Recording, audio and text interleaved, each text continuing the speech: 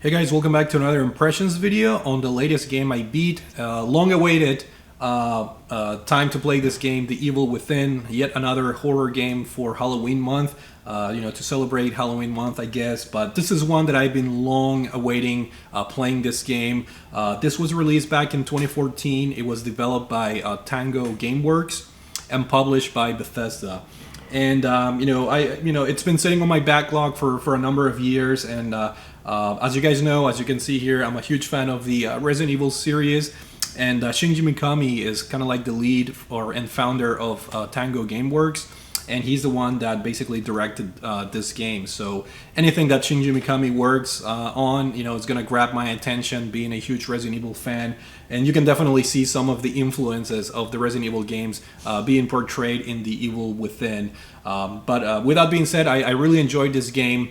And let's start talking about the story. As you guys know, I don't really spoil stories in this game. But let me just say that well, for the most part, I enjoyed the story. The game stars Sebastian Castellanos, which is a detective that was assigned a mass murder case. When the game starts, you're being sent to the Beacon Mental Hospital along with two other co-workers, another set of detectives to investigate this very gruesome mass murder of hospital staff and patients. When you get there, it just the scenes is very gory, blood all over the place. And upon checking the security footage, you see kind of like this super like natural person, just slaying police officers and staff and whatnot. So that sets the pace, and that's when you hear like this sound, and then everything turns off, and you wake up in this other room, torture room, and that sets the kind of like the stage, I guess, for The Evil Within, in the sense that the game starts with a lot of questions that are answered as you play through the game, and as you progress through the game via audio tapes and notes and just overall cinematic sequences. As you progress through the chapters, you learn more and more about the story of the game, which I thought it was very interesting. Unfortunately, it takes a while for the game to kind of like open up in terms of the story. Even after you beat the game, there are some questions. I know I have some questions as of now, but I think everything is cleared in the DLC content, which is a little bit of a shady practice, in my opinion. I haven't played the DLC, but I did hear from people that have played the game that the story becomes much clearer when you play both DLC chapters in this particular game. So I plan to buy the DLC just because I really enjoy the story and I want to know more about it.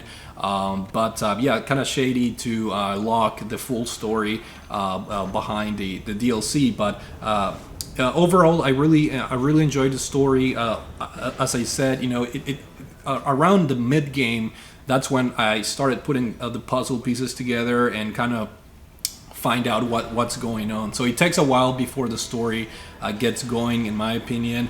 But I like the progression, how the more you advance in the game, the more you learn about Sebastian Castellanos. You learn more about especially about the villain in this game, Ruvik.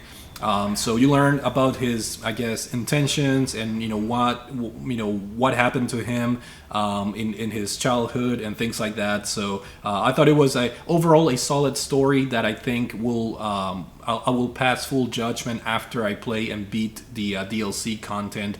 Hopefully I'll do that soon. I'll probably wait until the DLC goes on sale. For overall the story, I thought it was very enjoyable.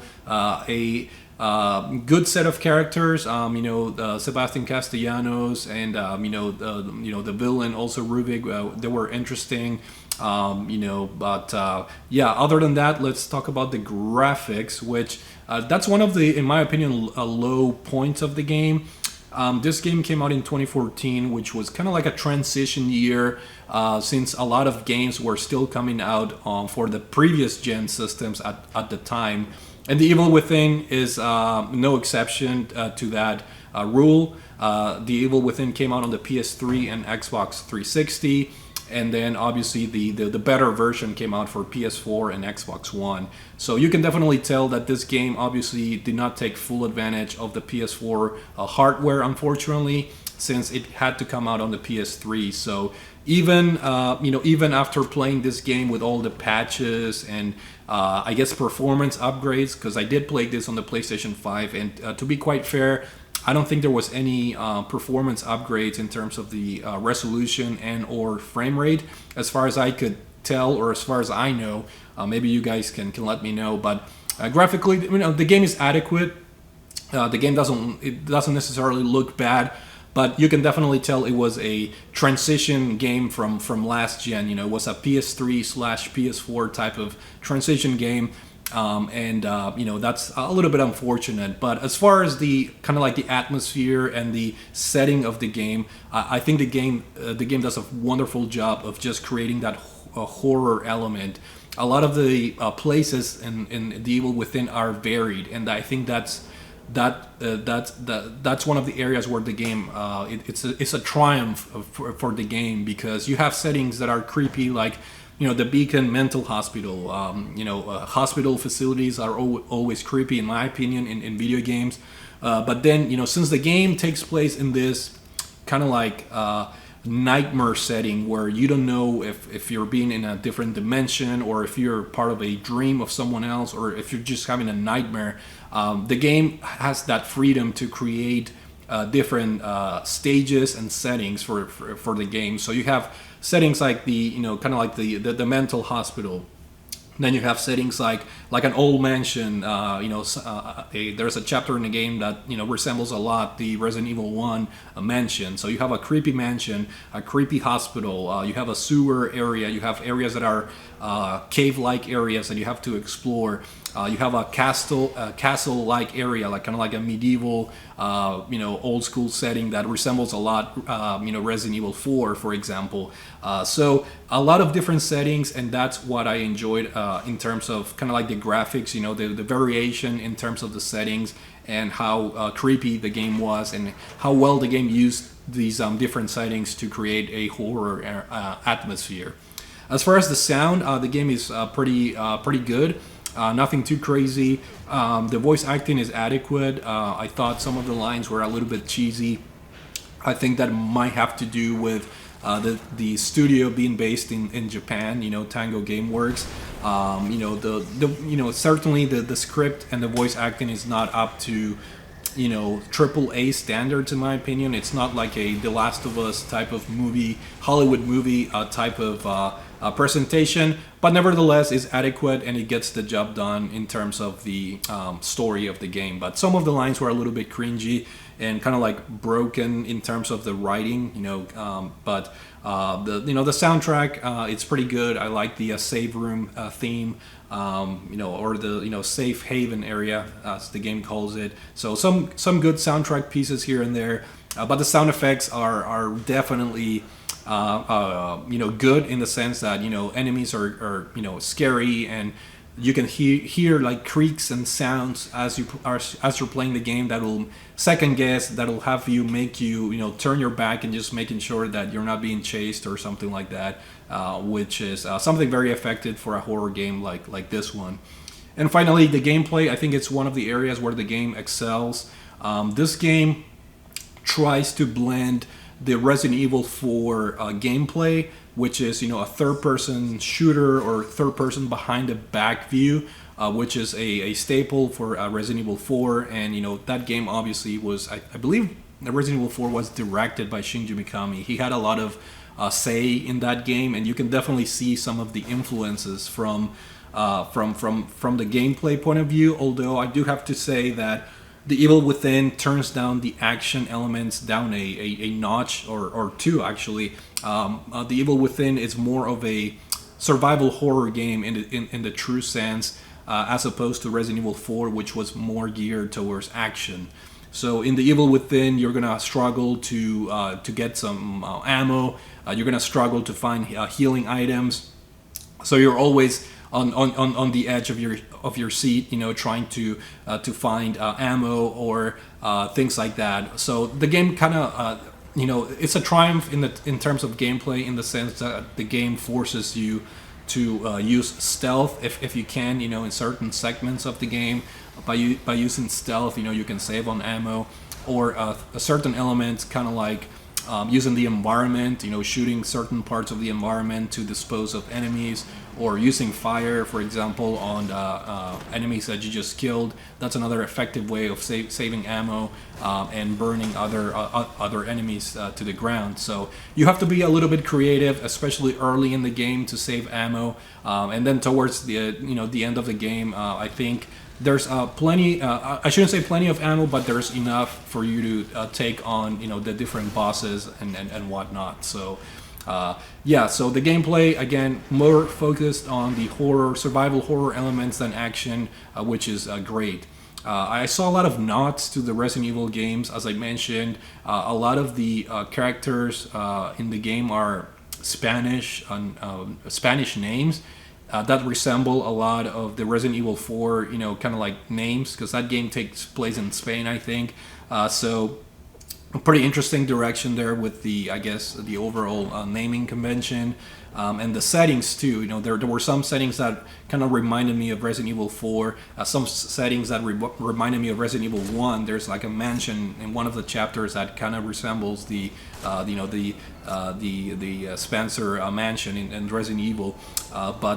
You can see a lot of the influences that Shinji Mikami brought to the table. And overall, the gameplay, I think it's, again, a very strong point of the game.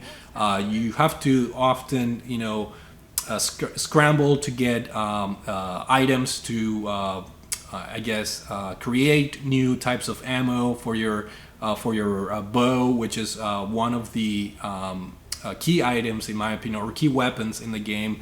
You have this bow that can shoot different types of arrows with different elements, like electricity, explosive, bolts, and electric bolts and flash bolts and so forth. So it was a pretty fun to explore with the different types of elements and weapons in this game. Of course, you have your trusty shotgun.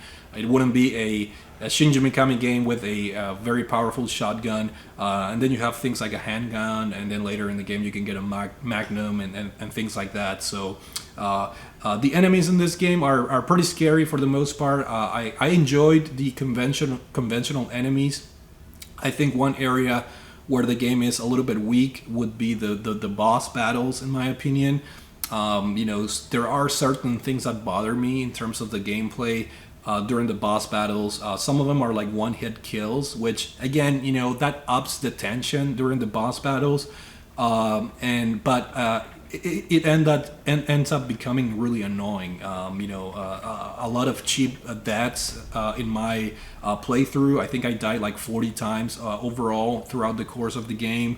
And this game is fairly long, at least it was for me. I played this on different. It's 15 chapters, and I want to say the clock for me was like 16 hours at the end of the game. So I definitely took my time, and like I said, I died like 40 times in this game. So it's a tough game overall. I think because of the lack of ammo and some of the cheap things, like I was saying, one-hit kills and so forth, which are not very fun.